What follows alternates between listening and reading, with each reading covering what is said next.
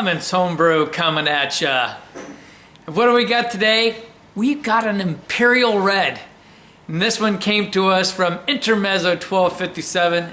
Thank you, sir. I do like me some hoppy reds, and this one is Nosferatu. Nosferatu, Drac. That's right. What a great bottle. I will be keeping this bottle. That's just a beauty. And boy, I used to have a lot of fun when the kids were small, setting things up for Halloween. This is 8% ABV, 8.0, and 70 IBUs, so it should be a nice hoppy Imperial Red Ale.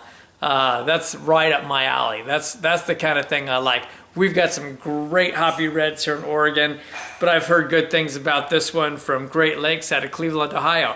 So let's get this one cracked open. This one is released in September each year, and it is now mid-November. So we're right probably at 2 months, I would assume. Not much of a head. It's just a small ring. It's kind of a creamy off-white head. But boy, look at the color. That is a beautiful red, isn't it? It really, truly is. You've got a little amber and deep red hues, a little bit of ruby color in there. Really beautiful. Let's get the nose on it. Okay, probably the hops have faded a little, but I get some earthy tones. I get just a hint of grapefruit on there, hint of citrus. Boy, I get the malts. It's kind of a sweet malt, but there's some kind of like a toasted, roasty, toasty type malt on there. Just the lightest caramel, like I say, just a splash hint of pine, a hint of grapefruit, just a hint of citrus. Don't get a lot on the nose. So cheers, we're gonna just go for this one.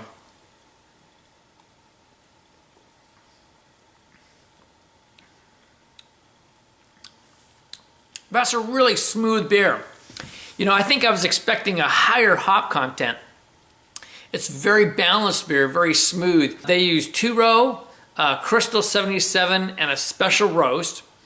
They use Simcoe and Cascade hops. So yeah, I would be expecting probably a little more grapefruit on this.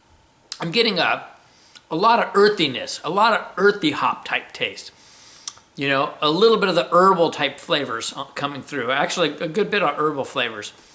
But it's interesting on the malt side. I'm picking up, they have a special roasted malt, so whatever they do. But it almost tastes like there's some rye in this to me, which that is very attractive. I do like that. It's a medium body.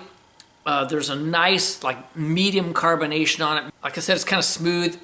It's semi-dry on the finish, dries out a bit. And that's where you pick up more of almost like these rye flavors. A little bit of roasty toastiness, some rye flavors. Not so much really you get a little bit of caramel, but not so much really the caramel sweetness.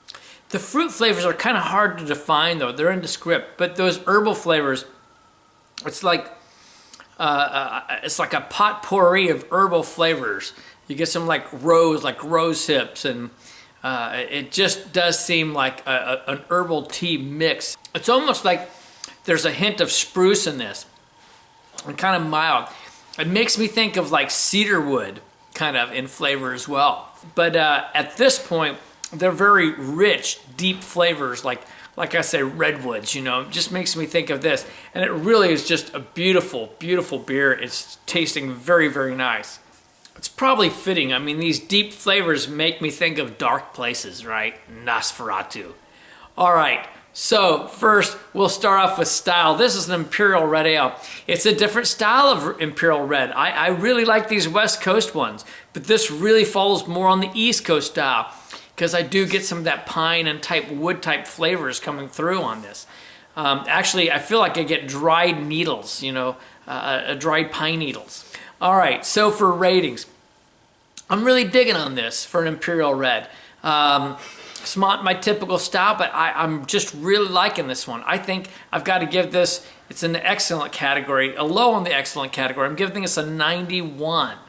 Overall, it's a little tougher for me. Honestly, part of me says, where's my tropical fruit and citrus? But part of me is just really, this is a really nice herbal flavor coming off this. And these interesting pine and wood type flavors and cedar flavors are kind of unique. And the more I drink it, the more it's growing on me. On my overall, I'm gonna bump it up a whole notch to 92. It is really a very tasty beer. This is the Nosferatu from Great Lakes Brewing out of Cleveland, Ohio. If you like those herbal rich flavors, go for it now. Otherwise, I'd say wait till next September, get one fresh and tell me about it. But wow, and it's a great bottle. It's fun for the bottle alone. So again, Intermezzo, thank you so much, sir. And this is Kevin from Clement's Homebrew saying, life is too short to drink cheap beers. And I will see you in the next beer review.